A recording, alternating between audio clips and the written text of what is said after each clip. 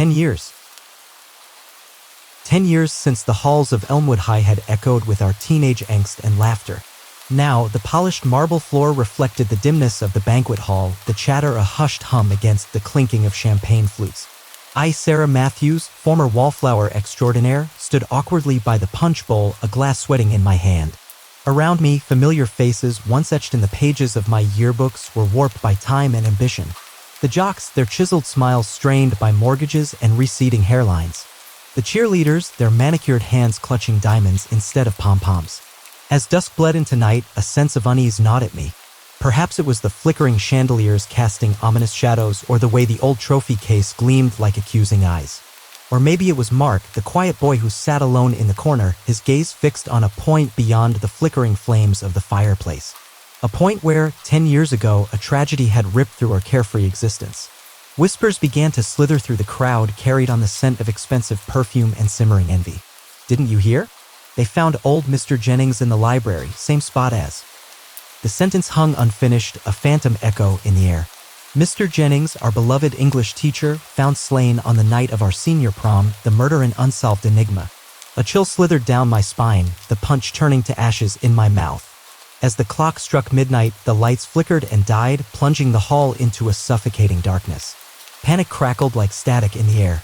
Screams erupted as someone stumbled over a toppled chair, the sound echoing through the deserted corridors. Then, a chilling whisper, barely audible above the rising hysteria, slithered through the darkness. 10 years ago, you buried the truth. Now, it's rising. A choked gasp. A desperate scramble for an exit.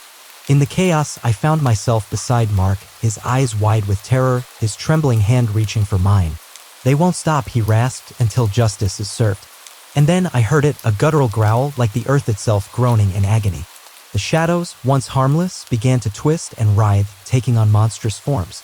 We fled, adrenaline pumping through our veins.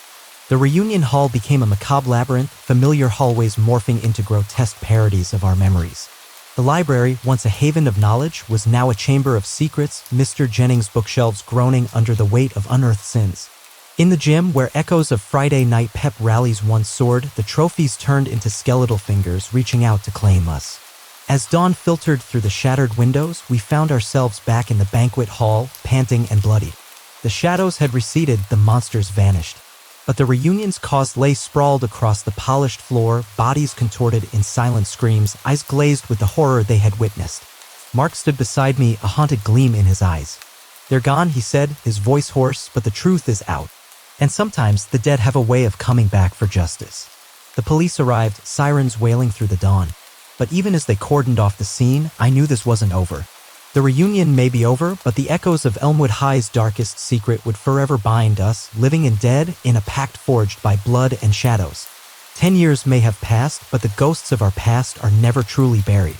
They wait, patient and unforgiving, in the dusty corners of memory, ready to tear apart the carefully constructed facades of our adult lives.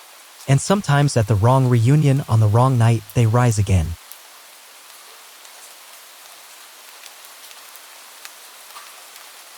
Like and share, or this will happen to you.